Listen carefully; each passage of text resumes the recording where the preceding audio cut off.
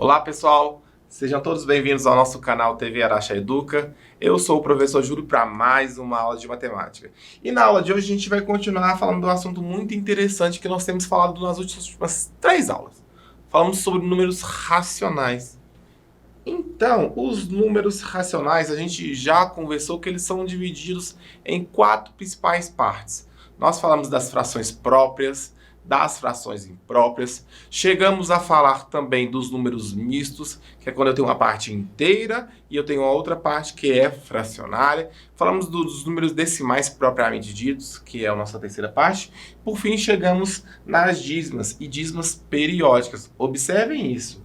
Eu estou falando de dízima periódica. Então, o que significa uma dízima ser periódica? Significa que ela tem que ter um período. Se ela tem um período, quer dizer que ela se repete. Período é o tempo que a gente demora para que um evento aconteça. O período de um dia em horas é 24 horas. O período de uma hora em segundos é 3.600 segundos. O período de uma hora em minutos são 60 minutos. Enfim, então nós vamos olhar o que é essa dízima periódica e vamos ver algumas aplicações. Então me acompanhe aqui. Vou colocar minha canetinha aqui para a gente escrever caso necessário. Olha isso, olha esse exemplo. Quem não gosta de um bolo? Eu particularmente sou apaixonado. Não sei fazer, mas minha esposa, minha mãe, minha avó fazem bolos assim sensacionais. E aí eu falei o seguinte, gente, vou pegar e vou olhar uma receita de um bolo para levar para aula. E olha aqui, os ingredientes do nosso bolo. Manteiga, 3/4, percebam que é 3 sobre 4, nós já aprendemos como é que faz essa leitura, então 3 sobre 4 na fração é 3/4 de xícara de chá de manteiga. Açúcar, a gente vai utilizar 2 xícaras de chá, tá bom? Ovos, nós vamos ter que utilizar 4 unidades, ou seja, 4 ovos. Farinha de trigo, nós vamos utilizar também 2 xícaras de chá. Amido de milho, 1 xícara de chá. Leite, 1 xícara de chá. Fermento químico em pó, 1 colher de sopa. Uma pitadinha de sal, já viu aquela pitadinha? Vamos usar 1 colher de chá de baunilha. Por fim, 2/3 da xícara de manteiga aqui, certo? Perceba então que eu coloquei, porque a gente vai ter duas etapas. Não sei se vocês perceberam, eu coloquei até sendo o mesmo ingrediente, a manteiga. Observe que tem manteiga aqui. Tem manteiga aqui. E na manteiga, Júlio, o que está acontecendo? Eu tenho uma fração. Certo? Eu tenho uma fração tanto aqui na primeira parte quanto aqui na última parte. E essa fração que eu coloquei na primeira parte, ela é uma fração que dá um número decimal exato. Concorda comigo? Se eu tiver 3 e vou dividir para 4 pessoas, quanto que vai dar? Se você resolver essa divisão, dividindo 3 por 4, você vai colocar que não vai dar 0, e aí você pode aumentar um 0, e aí 4 vezes que número? Dá 7, né? Que aqui daria 28, sobrou-se 2, acrescento um 0 aqui, 20 dividido por 4 deu 5, então aqui deu 20, 0, 0. Então quer dizer que é 0,75 exato. Não continuou, não é uma dízima periódica. Agora, olha esse exemplo aqui embaixo. 2 sobre 3, ou seja, 2/3. Júlio, como é que eu vou dividir 2 para 3 pessoas? Simples, você pega e faz a divisão. Vou fazer aqui do lado, ó, pertinho do meu bolo. 2 dividido por 3. Coloquei o 0, acrescentei um 0.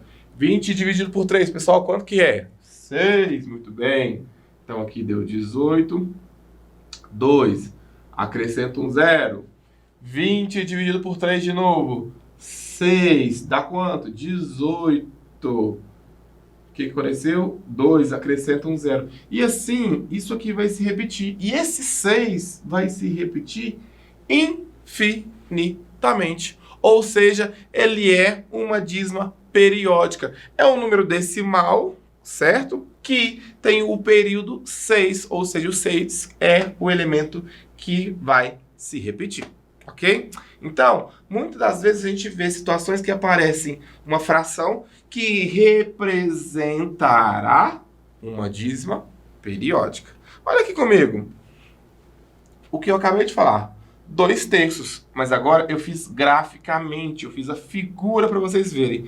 Então eu tenho 2 coloridinho de um total de 3, dividido 2 em 3 dá 0,6666666666666 e infinitamente esse 6 aí, tá ok? Muito bom. Então vamos lá. Aqui eu tinha alguns copos. Esses copos contêm água, um líquido no seu interior. E eu fiz algumas frações. Primeiro, o copo inteiro. Ele era um inteiro com a água preenchida. Depois, eu tirei 1/4, ou seja, me restou 3/4 de água no interior desse copo. Por fim, o que eu fiz? Eu tirei mais um pouquinho, me restando 2/3 no interior desse copo. Tirei mais um pouquinho, me restou 1/2. Percebam que aqui eu tenho o número inteiro, bacana, bonito, Júlio. No 3/4 eu tenho uma divisão, mas é uma divisão exata, que vai dar 0,75, certo? 2/3 que a gente já fez, que... Peraí que eu vou voltar aqui. 2/3 que a gente já fez, já resolveu esse cálculo, que vai dar 0,6666 infinitamente. Por fim, 1/2, que é meio, 0,5. Número decimal, mas é um decimal exato, então ele não tem uma dízima periódica. Um número inteiro, que é o 1. Uma dízima periódica de período 6 e um número decimal exato, que é o 0,5. E aí você me pergunta assim, Júlio, mas esse número é só escrever assim, então? 0,6 e coloco os 3 pontinhos? Ou eu escrevo 0,66 e coloco os 3 pontinhos? Ou eu escrevo 0,666 e coloco os 3 pontinhos? Como é que eu faço essa escrita, então, de uma dízima periódica? Me acompanha que a gente vai fazer. Na verdade, aqui é a representação destas dízimas periódicas. Então, observe, quando eu fizer 5 dividido por 6, o que vai dar?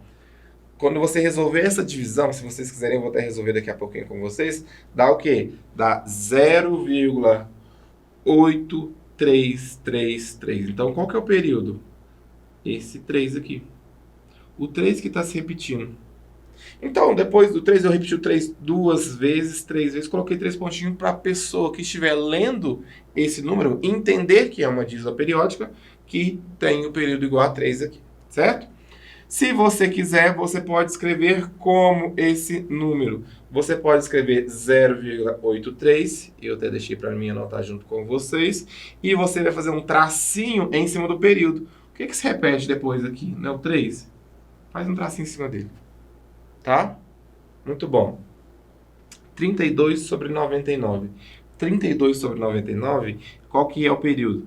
32, 32, 32, 32, 32, 32. Então, é uma dízima periódica. E é uma dízima periódica de quê? De período que não é apenas o número, como é no primeiro caso. Não é apenas o 3. Agora, o período é o 32, 32, 32, 32. Vamos marcar esse período aqui, gente. Então, o período é esse aqui, ó. Ó, Júlio, comecei então a compreender o que é um período. E se eu posso escrever como eu coloquei aqui, em cima, o período é o 32, eu faço um tracinho em cima do 32, certo? Então assim eu consigo escrever uma dízima periódica. Às vezes as pessoas me falam assim, Júlio, como é que você sabe se um número vai dar uma dízima periódica? Como é que você sabe se ele não vai dar uma dízima periódica? Ou melhor, como é que eu faço o contrário? Vamos supor que o número deu 0,6666. Esse aqui, ó. O 2/3. Como é que você faz para encontrar a fração que o gerou? A fração que o originou? Vamos tentar fazer esse? Então, esse é um ótimo exemplo. 0,666. Ok? Perceba então que isso aqui é a mesma coisa que 0,6 e o período é o 6. Eu posso colocar um tracinho aqui em cima. Tudo bem? Muito bom. Se o período é 6, como é que eu faço para encontrar a fração geratriz, a fração que o gerou, a fração que o originou? Eu vou pegar o período, no caso aqui é o 6, e vou contabilizar quantos números do último número do período, ou seja, o último número da minha direita, eu tenho até chegar na vírgula. Quantas vezes? Então, ó, tava aqui, né? Uma casa, eu chego na vírgula. Se é uma casa, eu coloco um 9. Coloquei um 9. Então, a fração que gerou o 0,666 é 6 nonos. Uai, Júlio, você acabou de me falar que era 2 sobre 3. Verdade. O que aconteceu? O meu 2 terços, será que vira 6 nonos? O que acontece? Vamos melhorar esses 6 nonos? Então, eu vou dividir tanto o numerador por 3 quanto o denominador por 3. Posso fazer isso? Sim. Se eu faço em cima, eu faço embaixo. Se eu faço no numerador, eu faço no denominador. Eu vou simplificar, tá? Divide-se, então, 6 por 3. Quanto que é 6 dividido por 3? Deu 2. Quanto que é 9 dividido por 3? Vai dar 3. 2 terços. Ó, conseguimos, então, chegar na mesma coisa que é os nossos 2 terços. Mesma coisa que 0,32. Percebam, então, que é 0,32, certo? Faz o tracinho aqui em cima. O período é 32. Então, tem duas casas que estão abaixo do tracinho. Então, eu copio o período, que é 32, e coloco, em vez de um 9, como são 2... Desculpa, pessoal. Em vez de um 9, coloquei 2 9. Então, deu 32 sobre 99. Tudo bem? Então, essa parte de números racionais de dízima periódica é justamente isso. É mostrar que a gente tem um período. A dízima periódica ela vai ter um período, ou seja, é um número que vai se repetir. Tá bom? Aqui então falando um pouquinho sobre fração geratriz. É aquela que quando dividimos seu numerador pelo denominador, resulta então em uma dízima periódica. É o que a gente acabou de fazer. Observa aqui, 0,444 é uma dízima periódica, certo? E eu falo que ela é uma dízima periódica simples porque o período é o 4. Que número que gerou esse 0,4444? Isso aqui não é a mesma coisa que 0,4, certo? Com um tracinho aqui do período. Então, o que eu posso fazer? Eu posso colocar 4, só tem um número abaixo do meu traço, e como é só um nono. Então, 4 nonos que gerou esse 0,444 e assim por diante, certo? 3,555. Então, eu vou transformar apenas a parte de dízima para o quê? Para a fração. Então, eu vou deixar o meu 3 inteiro e a parte de dízima ficaria só o 0,555, né? Então, olha aqui, ó, 3,555. Ó, vou apagar, peraí. Muito bom, tô ótimo com esse recurso agora, gente. Então, aqui, ó, vou colocar 3,5 e vou colocar um tracinho. O 5, então, é o numerador. Eu vou colocar aqui, então é 3 inteiros, que ele vai continuar.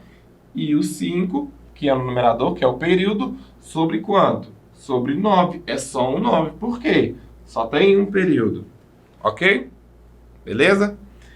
Pessoal, vou pular a letra C para a gente fazer pelo menos um exemplo aqui de exercício. E eu vou deixar alguns para vocês fazerem em casa, certo? Olha o que aconteceu. Renato dividiu 2 números inteiros positivos em sua calculadora e obteve como resultado a dízima periódica 0,454545. Se a divisão tivesse sido feita na outra ordem, ou seja, no lugar do numerador tivesse o denominador, e no lugar do denominador tivesse o numerador, quanto que daria essa resposta, certo? Vamos ver então qual fração originou 0,4545? Vamos lá. 0,4545 é o 0,45 com um tracinho em cima. Portanto, é o 45, que é o período, sobre 2 casas, 99. Então, a fração que gerou é o 45 sobre 99. Muito bem. E se eu pegasse esse 45 sobre 99 e invertesse? Então, onde é o numerador, vai virar o denominador, e onde é o denominador, vai virar o numerador. Vai ficar assim, né? 99... dividido por 45. Júlio, como é que eu divido 99 por 45? Faz a divisão normal. Estou colocando aqui, ó. 99 dividido por 45. Quanto que dá? 99 dividido por 45, 2. Porque 2 vezes 45 deu 90, certo? 99 menos 90, sobrou-se 9. Ó, eu já eliminei A e a B. A e a B eu já resolvi, já eliminei. O que eu faço agora? Eu vou acrescentar um zero, certo? Se eu acrescento um zero, eu coloco a vírgula aqui. Então, deu 2, certo? Quantas vezes que o 45 cabe dentro do 90? Muito bem, quem falou 2? 2 vezes 45, 90.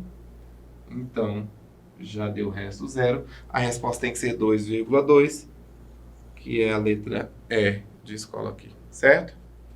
Pessoal, então fração geratriz é bem isso, bem tranquilo. Então, olha, por exemplo, isso aqui, ó. Seja x igual a 1,123, 123, 3 pontinhos, sempre continua, né? 1, 2, 3, 1, 2, 3. A diferença entre o numerador e o denominador da sua representação fracionária é quanto? Vamos achar, então, primeiro essa parte aqui, né? Que é a parte da minha fração geratriz. Vamos lá. Então, vamos considerar que é 123 é o período, né? Então, vamos colocar aqui vou colocar 0, depois eu acrescento 1 inteiro, tá? 0,123. Então, que número que gerou esses 0,123? É o 123 sobre quanto? 99? Não, 3 casas, né, gente? 999. Júlio, beleza. A pergunta é, a diferença entre o numerador e o denominador é de quanto? Como é que eu faço a diferença entre o numerador e o denominador? Vocês perceberam que eu tenho um inteiro aqui? Cadê? De outra cor. Amarelo. Esse um inteiro significa que é 999 sobre 99. E se eu fosse somar, ficaria isso. 999 sobre 999 acrescido ou somado a 123 sobre 999. 999 por 999, quando eu fizer essa divisão, isso aqui não dá 1? É a mesma coisa do inteiro, tá? Muito bom. Vamos continuar a soma aqui, então. 999 mais 123 deu quanto, gente? Júlio, nem sei. Pensa, acrescentei 1, já chegou no 1000. Então, aqui deu 1122. Dividido por quanto? Preserva-se a base, preserva-se o denominador. Então, preservei o denominador, que era 999. A pergunta é, a diferença é subtração. Então, quanto que é 1122 menos 999? 1122 menos 999. Se você for resolver essa conta, você vai encontrar 123, que é, então, a nossa letra A. Tudo bem? Pessoal, deixei esse terceiro exemplo aqui, mas eu vou deixar ele um pouco aqui para vocês fazerem e treinarem para nós, tá ok? Queria agradecer a participação de cada um de vocês na nossa aula. Grande abraço e até a próxima. Valeu!